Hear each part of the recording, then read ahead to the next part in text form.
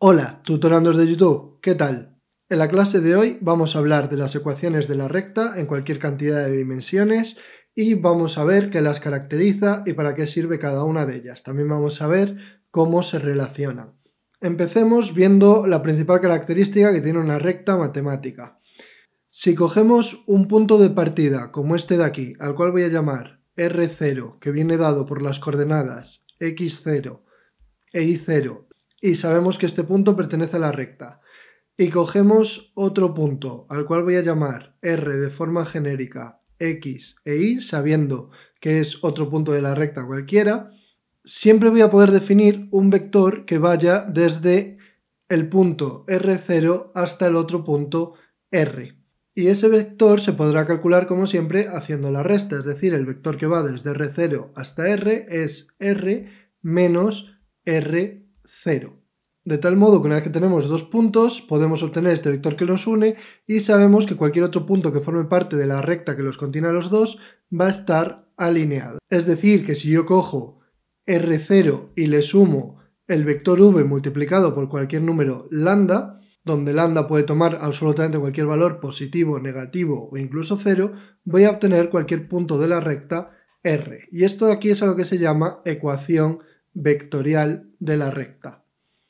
Vamos a poner aquí ecuación vectorial. Y la ecuación vectorial se caracteriza por depender precisamente de un punto de la recta R0, que puede ser cualquiera, el vector director v, que es el que indica la dirección que tiene la recta, aunque puede tomar cualquier valor, es decir, aunque yo he dibujado este vector v que medía tanto, podría haberlo dibujado más largo o incluso en sentido contrario. Lo importante es que la dirección sea la adecuada. Y al sumarle a R0 cualquier cantidad de veces lambda el vector v, voy a generar todos los puntos de la recta. Es decir, este primer punto es con lambda igual a 1, ya que sumo una vez el vector v, pero si pongo, por ejemplo, este punto de más adelante, a lo mejor aquí lambda es igual a 1,4, es decir, es 1,4 veces el vector v en aquella dirección. ¿Que me quiero ir en sentido contrario? Por ejemplo, hasta aquí, pues a lo mejor lambda tiene que ser menos 0,5, es decir, es una distancia más pequeñita que la que mide v y además es en sentido contrario.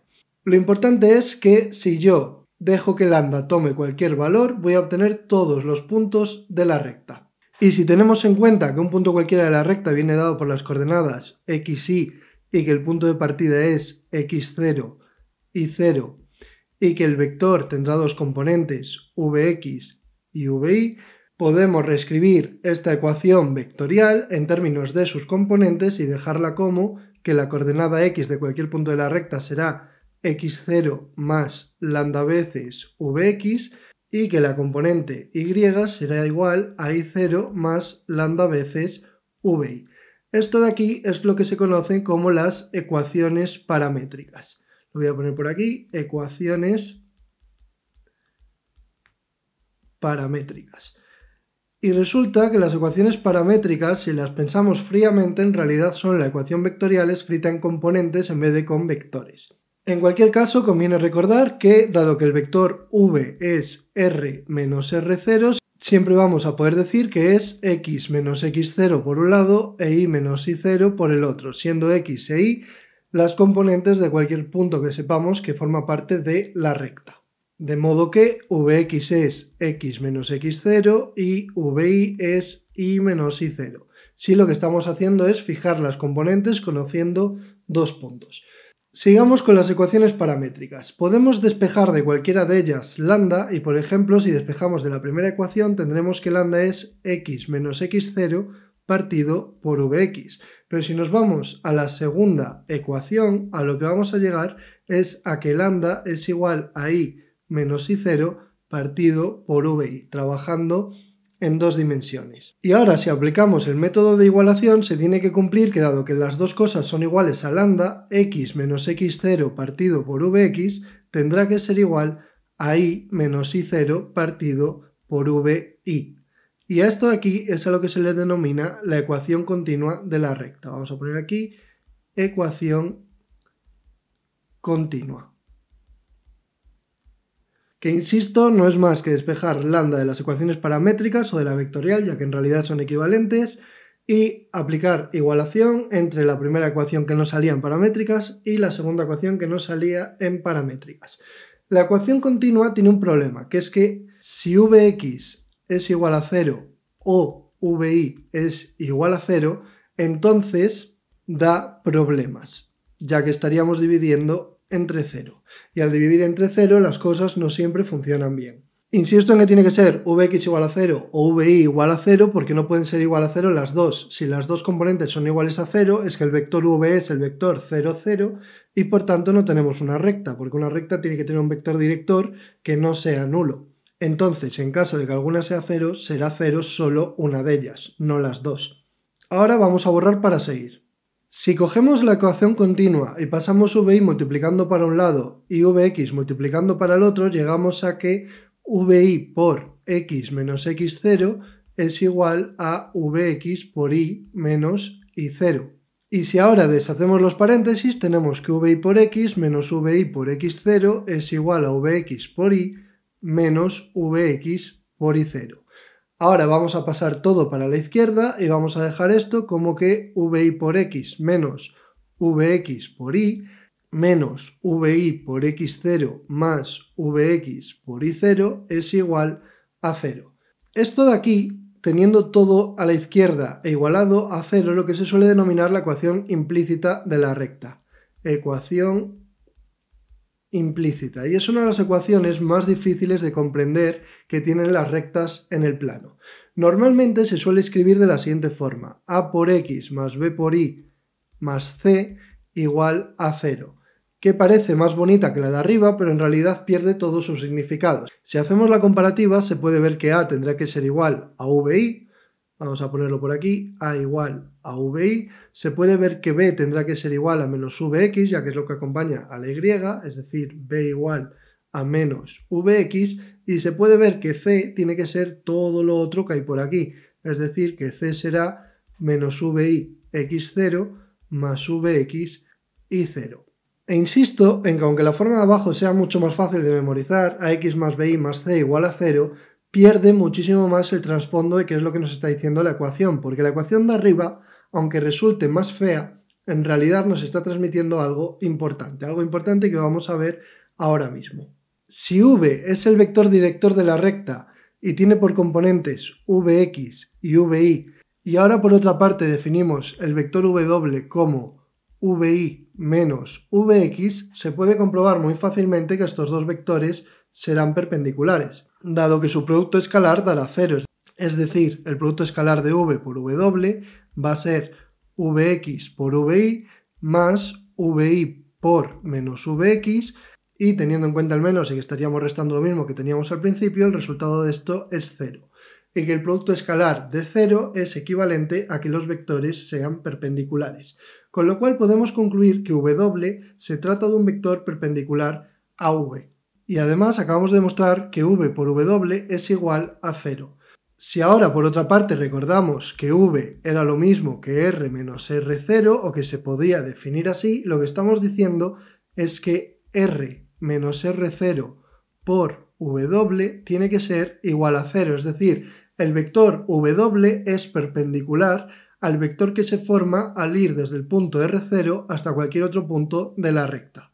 Es decir, que el vector w es perpendicular a v, que era el punto de partida. Y esto es lo mismo que decir que r producto escalar w menos r0 producto escalar w es igual a 0. Lo que estamos diciendo, insisto, es que el vector perpendicular a la recta es perpendicular al vector que une cualesquiera dos de sus puntos. Y esto último que acabo de escribir aquí es precisamente lo que hay escrito arriba. Dado que si tenemos en cuenta las reglas del producto escalar y que r es xy por un lado y que r0 es x0 e y0 por el otro, lo que tenemos aquí precisamente es que x por vi más y por menos vx menos x0 por vi menos y0 por menos vx es igual a 0.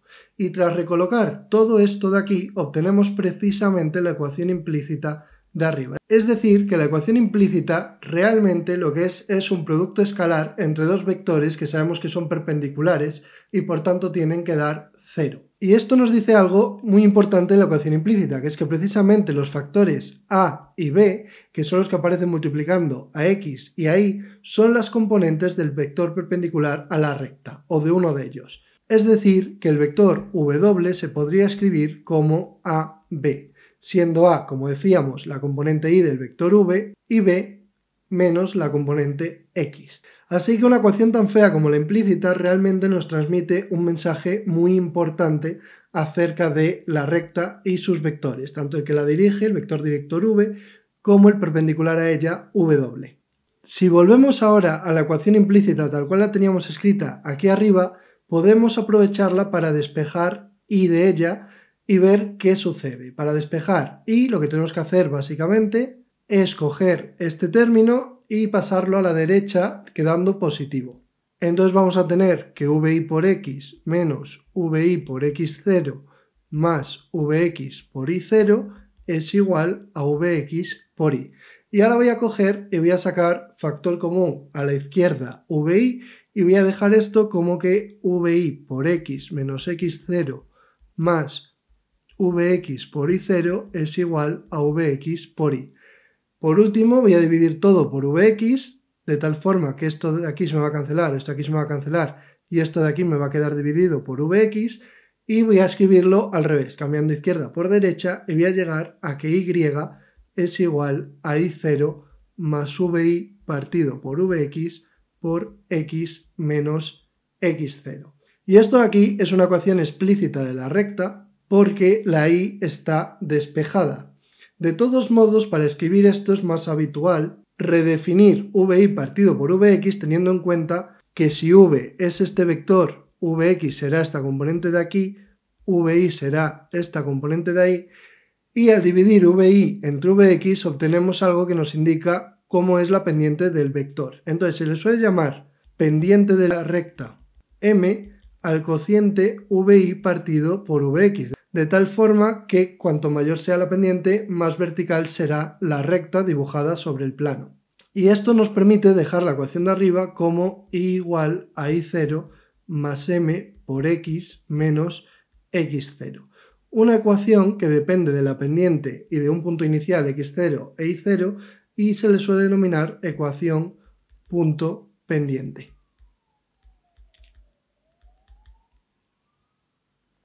También se puede tener en cuenta que la pendiente va a ser vi partido por vx y por tanto si tenemos dos puntos va a ser y menos y0 partido por x menos x0, pero vamos a poner aquí y final y x final para no confundir con cualquier valor de x y cualquier valor de y. Y también se suele escribir que y es y0 más y final menos y inicial partido de x final menos x inicial por x menos x0. Y esto de aquí se le suele llamar la ecuación basada en dos puntos de la recta. Y ya solo nos quedaría la ecuación explícita.